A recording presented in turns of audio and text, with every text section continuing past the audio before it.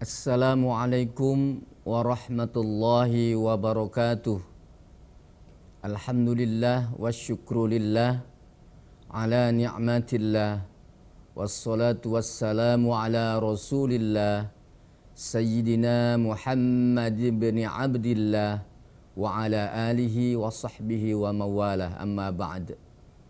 Sahabat Nabawi TV yang dirahmati Allah, selamat berjumpa kembali dengan saya Muhaimin dalam program Pesantren Nabawi dengan tema mengaji Al-Quran.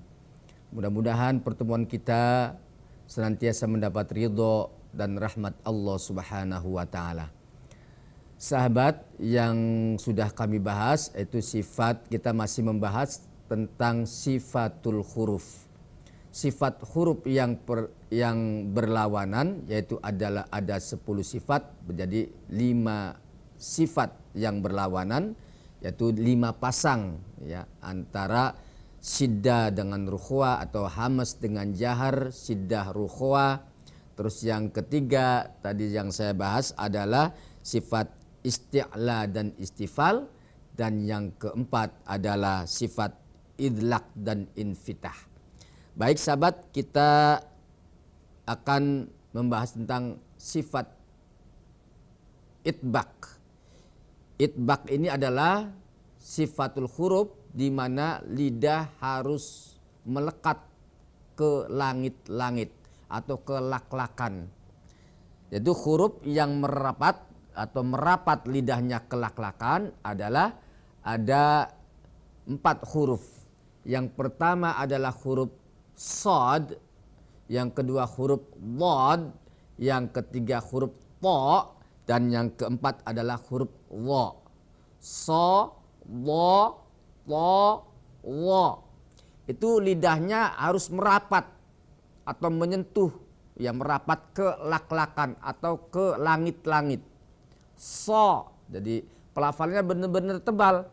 Di samping sa punya sifat isti'la, karena lidahnya diangkat, karena mengangkat lidah itulah sehingga lidah itu akan melekat ke lak-lakan atau ke langit-langit. Sa, Dha, Ta, Dha. Itu adalah sifat idlaq. Itbaq ya. Itbaq artinya merapat lidahnya ke lak-lakan. Lak-lakan itu di pangkal lidah sana namanya lak-lakan. Di ujung hampir ke kerongkongan, itu namanya lak-lakan di atas itu. Itu hendaknya seperti itu lidahnya. Sa, Dha, Ta, Dha. Itu adalah sifat itbaq. Lawan itbaq adalah infitah. Artinya infitah itu merenggangkan lidah ke lak-lakan. Hurufnya yaitu ada 25 huruf. Selain huruf sa, Dha, Ta, Dha.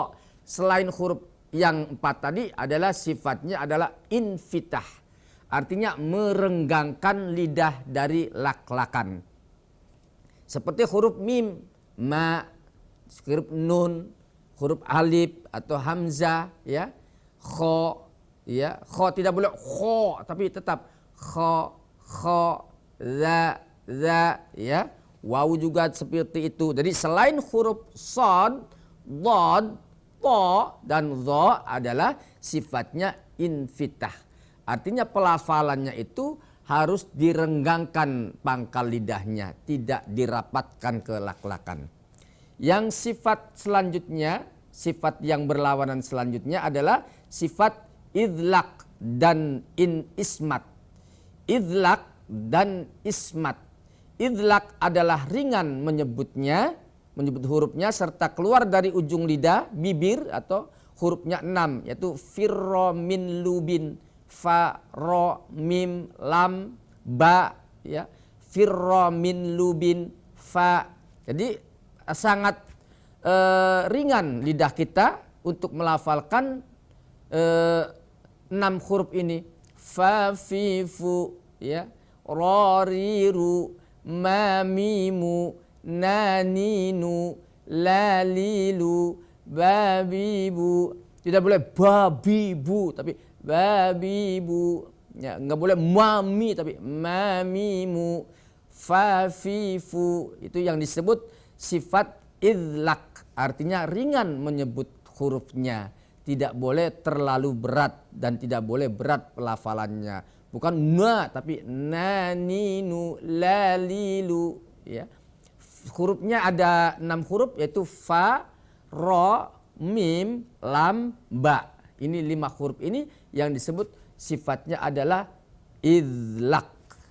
Yang ke-10, huruf yang ke-10 berarti yang ke-5 pasangan terakhir adalah ismat. Artinya berat. Selain huruf yang 5 yaitu jumlahnya ada 12 huruf. Ya.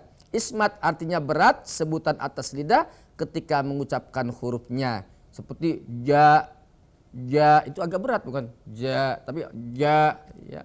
Za juga berat pelafalannya, tidak ringan. Wo, sya, sa, kho, po, dan seterusnya. Selain daripada 6 huruf itu, huruf idlaq adalah ismat lawannya. Huruf ismat ya, atau sifat ismat. Ismat artinya berat sebutan pada huruf. Seperti huruf selain huruf yang 6 firro min lubin. Sahabat Nabawi, itulah kita harus sering berlatih ya. Berlatih makhraj-makhraj itu beserta sifatnya, maka kita akan mendapatkan bacaan atau pelafalan yang baik sesuai dengan kaidah cara baca Al-Qur'anul Karim. Jadi itu adalah yang 10 tadi namanya sifat asliyah atau sifat lazimah yang berlawanan. Nanti setelah ini kita akan bahas tentang sifat asliyah atau sifat lazimah yang tidak berlawanan. Jumlahnya ada 7 huruf. Tadi sifat zaidah atau lazimah yang berlawanan jumlahnya ada 10 huruf. Berarti yang berlawanan 10 huruf berarti 5 pasang. Ya. Dan nanti setelah ini kita akan bahas sifat yang tidak berlawanan. Ya, sifat lazimah atau sifat asliyah yang tidak berlawanan. Seperti sifat sofir, kolkola, lin, terus inhiraf, terus sifat takrir dan seterusnya. Nanti kita bahas satu persatu. Sahabat, jangan beranjak dulu. Setelah ini kita akan kembali. Tetap kita di Nabawi TV.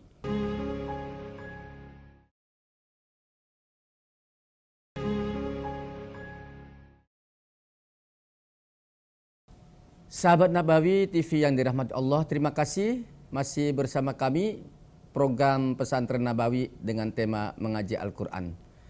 Sahabat, setelah kita bahas tentang sifatul huruf yang berlawan atau sifatul huruf yang kategori sifat lazimah atau asliyah yang berlawanan, sudah kita bahas, itu ada jumlahnya 10 sifat. Dan kita akan bahas tentang sifat lazimah atau asliyah yang tidak berlawanan. Huruf atau sifat huruf yang tidak berlawanan jumlahnya ada 7 sifat. Jadi kalau dikumpulkan sifat lazimah itu ada 17. Sebagaimana yang telah dinazamkan dalam nazam Imam Al-Jazari, sifatul huruf itu ada 17. Maka untuk itu sahabat, di sifat yang ketujuh ini, 7 sifat ini jumlahnya adalah sifat yang tidak berlawanan. Kalau yang tadi 10 sifat yang berlawanan, sekarang 7 sifat yang tidak berlawanan. 7 sifat yang tidak berlawanan ini, yang pertama adalah sifat sofir. Sofir ini adalah bunyi lebih yang keluar dari antara gigi seri dan ujung lidah. Bunyi suaranya menyerupai suara burung. Hurufnya ada 3. Yang pertama adalah sod, yang kedua adalah zai, yang ketiga adalah sin. So, za, sa, ya, so, za, sa atau so, zai, sin. Pelafalannya so, si, su. Za, zi, zu, sa, si, su. Nah, 3 huruf ini bersifat adalah sofir. Yang kedua, sifat yang tidak berlawanan adalah sifat qalqalah. Qalqalah hurufnya ada 5. Qalqalah hurufnya ada 5, yaitu qutbu jaddin, qutbu jadin, qaf, to, ba, jim, dal. Namun yang sudah banyak beredar di kalangan kita, khususnya di anak-anak, supaya gampang atau mudah diingat, baju di toko. Boleh-boleh saja ya. Baju di toko. Ba, jim, dal, to, kof. Ini adalah huruf qalqalah atau sifat qalqalah. Sifat ini menjadi hukum nantinya. Hukumnya qalqalah, padahal dari sifat. Nah, sifat menjadi hukum yang disebut qalqalah. Nanti kita bagi lagi qalqalahnya. Ada qalqalah sugro, ada qalqalah kubro, ada qalqalah akbar. Kalau sudah menjadi hukum nanti ya. Adapun secara umum ya, sifat qalqalah ini ada 5 hurufnya, yaitu baju di toko. Qalqalah itu namanya. Nanti qalqalahnya dibagi lagi. Ada 3. Yang pertama qalqalah sugro, yang kedua qalqalah kubro, yang ketiga adalah qalqalah akbar. Qalqalah sugro, sahabat, qalqalah sugro adalah qalqalah, huruf qalqalah seperti baju di toko ini posisi di tengah kalimat. Seperti kalimat lam yalid wa lam yulad. Lam yalid wa lam yalid. Nah, dalnya itu, yalid itu namanya qalqalah sugro. Karena posisinya di tengah kalimat. Dan biasanya qalqalah sugro ini sukunnya sukun asli. Lam yalid, lam yalid. Jadi pelafalan tidak boleh lam yalid wa lam yulad. Tidak seperti itu ya. Jadi bedakan antara tengah dengan akhir. Lam yalid wa lam yulad. Nah, de itu di akhir. Kalau di tengah tidak, sambil jalan. Artinya pelafalannya tidak terputus. Bukan lam yalid wa lam, itu namanya putus ya. Tidak. Lam yalid wa lam, nyambung ya.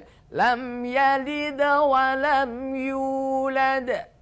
Dan ketika melafalkan da, itu kita berhati-hati karena dal itu bukan hamas tapi jahar. Artinya huruf dal itu tidak boleh mengeluarkan udara. Sebagaimana di sini bukan hamas dal itu tapi jahar. Makanya di sini ada jiddin tolaba. Berarti dal itu termasuk dalam kategori huruf jahar, huruf yang tidak boleh mengeluarkan udara dalam kondisi apapun. Sekalipun qalqalah, tetap kita pelafalannya tidak boleh berdesis. Lam yalid wa lam yulad. Nah, kalau de itu namanya qalqalah kubro. Kalau yalid namanya qalqalah sugro. Yulad juga kalau pelafalannya, kalau membacanya wasol, maka termasuk qalqalah sugro pelafalannya. Lam yalid wa lam yulad wa lam yakul lahu kufuwan ahad. Nah, ahad itu baru qalqalah kubro. Jadi kalau di tengah kalimat namanya qalqalah sugro, kalau di akhir kalimat namanya qalqalah kubro. Nah, yang satu lagi qalqalah akbar. Qalqalah akbar itu posisi di akhir kalimat yang bertasydid. Contoh dalam surah Al-Lahab, tabbat yada abi lahabi wa tab. Ditahan dulu, ditasdidkan dulu. Syiddah artinya suara tertahan. Artinya tahan dulu. Wa tab baru dikolkolahkan karena di situ bertasdid. Bil haqq, ditahan dulu, dan bil haqq wa tab tidak ya. Jadi ditahan dulu karena ada tasdid. Ditasdidkan dulu, disyiddahkan dulu, baru dikolkolahkan. Itu yang disebut qalqalah akbar. Jadi qalqalah dibagi 3, ada qalqalah sugro, ada qalqalah kubro, dan ada qalqalah akbar. Hurufnya qalqalah ada 5, baju di toko atau qutbu jadin. Ya, boleh dengan baju di toko atau qutbu jadin, silakan. Yang penting qalqalah itu hurufnya ada 5 huruf. Nah, selain huruf 5 huruf ini tidak boleh mantul, tidak boleh qalqalah, ya tidak boleh suara lebih. Seperti lam tidak boleh, ala tidak boleh, tapi alhamdulillah. Sehingga tidak kita jaga sifat-sifat itu. Jangan sampai melafalkan huruf lam itu mengeluarkan sisa suara. Bukan alhamdulillah, tidak, tapi alhamdulillahi rabbil alamin. Hanya 5 huruf sajalah yang bersifat qalqalah. Selain dari 5 huruf itu, kita pelafalannya tidak boleh mantul seperti huruf-huruf qalqalah. Nah, seperti itu sahabat. Untuk itu mudah-mudahan kita yang tadinya tidak tahu tentang qalqalah, pelafalan huruf-huruf Al-Qur'an, ya, setelah kita belajar atau mempelajari dalam pesantren Nabawi ini, kita menjadi tahu, oh seperti itulah huruf qalqalah. Jadi pelafalannya juga harus bagus. Sahabat, jangan beranjak dulu, sebentar lagi kita akan kembali, tetap di Nabawi TV, semoga berkah.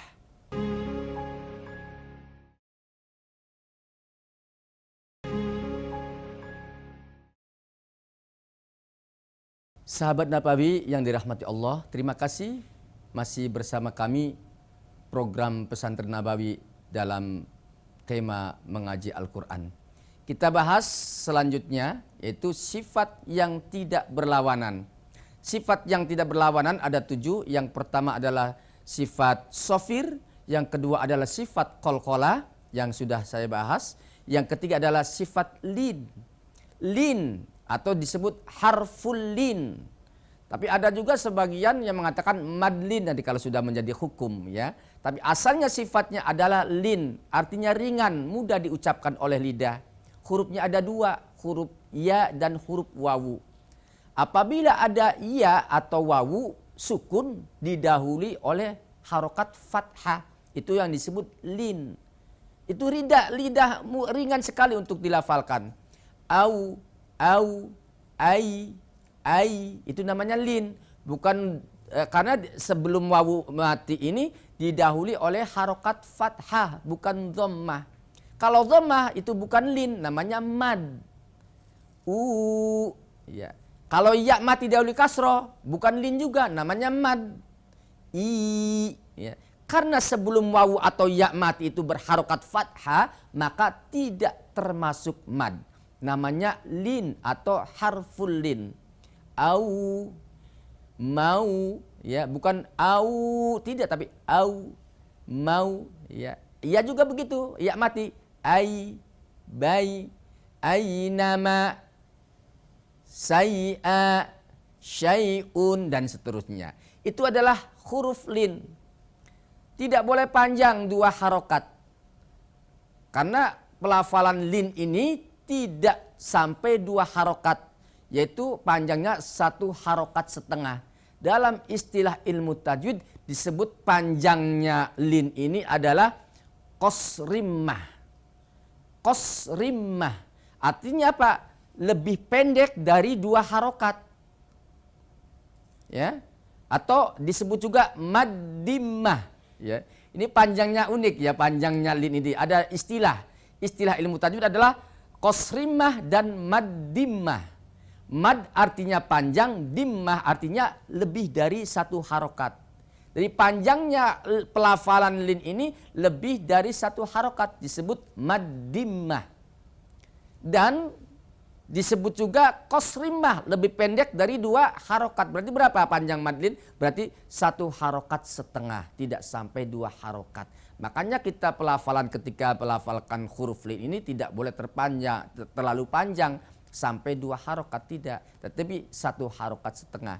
Aynama thuqifu innallaha ala kulli syai'in qadir. Bukan innallaha ala kulli syai', bukan syai'in, bukan, tapi syai'in, setengah harokat, 1 harokat setengah, tidak sampai 2 harokat. Kecuali harful ini adanya di akhir kalimat, baru dipanjangkan karena hukumnya sudah mad arid lis sukun.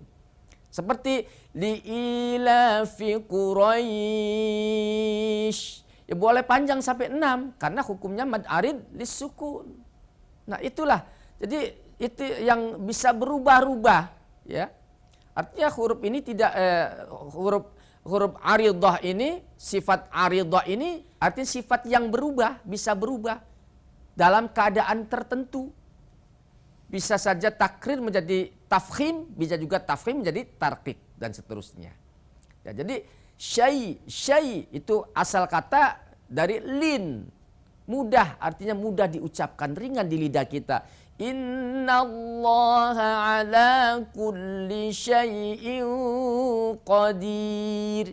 Jadi pelafalnya tidak berat, makanya disebut lin atau harful lin. Nanti kalau sudah menjadi kalimat, di akhir kalimat baru disebut madlin. Karena di akhir kalimat maka disebut madlin arid lis sukun. Seperti li'ila fi Quraisy, asalnya kalimat itu berharokat tanwin, li'ila fi Quraisyin asalnya, ya. Karena berhenti maka berlaku arid lis sukun, mad arid lis sukun, li'ila fi Quraisy. Nah, kalau sudah menjadi mad arid lis sukun, sudah berubah menjadi mad arid lis sukun, maka panjangnya 3 cara. Boleh 2 harokat, boleh 4 harokat, boleh juga 6 harokat. Li'ila fi Quraisy 2. 4. Li'ila fi Quraisy. Cara yang ketiga 6 harokat. Li'ila fi Quraisy. Ya, itulah asalnya lin hanya 1 harokat setengah karena posisi di akhir kalimat maka hukumnya berubah menjadi mad arid lis sukun. Itu huruf lin. Kita beralih kepada huruf selanjutnya, sifat selanjutnya sifat inkhiraf, artinya miring atau bergeser dengan makhraj lain. Hurufnya ada 2 inkhiraf, ya. Jadi sifat huruf yang tidak berlawanan yang keempat adalah inkhiraf, artinya miring ke makhraj lain. Hurufnya ada 2, yaitu huruf lam dan ro. Lam ro. Jadi 2 huruf ini huruf yang unik karena 2 huruf ini bisa tebal dan bisa tipis. Nah, selain 2 huruf ini maka tidak bisa tebal tipis. Kalau tebal selamanya tebal, kalau tipis selamanya tipis. Namun huruf lam dan ro ini tidak bisa. Artinya bisa berubah menjadi tebal, bisa berubah menjadi tipis. Seperti lam lafadz jalalah. Ketika didahului oleh fathah atau dhamma maka jadi tebal. Innallah Rasulullah, Rasulallah. Tapi kalau kasrah berarti tipis, Rasulillah. Itu lam, ya. Karena makhraj itu miring kepada makhraj lain. Begitu ro. Ro juga sama, bisa menjadi tebal dan bisa menjadi tarqiq 2 huruf ini. Makanya 2 huruf ini sangat unik. Ketika ada seseorang atau anak kecil yang tidak bisa melafalkan huruf ro, maka pelafalan alternatifnya adalah huruf lam. Rame-rame, jadi lame-lame. Ya, karena Pak 2 huruf ini sangat berdekatan sekali. Artinya makhrajnya juga miring ke lam. Kalau tidak getar maka jadi lam. Tapi kalau lam bergetar menjadi ro. Sahabat Nabawi TV yang dirahmati Allah Subhanahu wa taala, itulah baru 4 sifat huruf yang tidak berlawanan. Yang pertama adalah huruf huruf shafir, yang kedua adalah huruf qalqalah, yang ketiga huruf takrir, yang keempat adalah huruf inkhiraf. Bukan huruf ya, sifat inkhiraf. Jadi 4 sifat mudah-mudahan kita pelajari terus dan tinggal 3 sifat lagi nanti kita bahas lebih lanjut. Untuk itu sahabat, demikianlah pelajaran kita pada hari ini, semoga bermanfaat dan saya Muhaimin menghaturkan terima kasih dan mohon maaf atas segala kekurangan. Wassalamualaikum warahmatullahi wabarakatuh.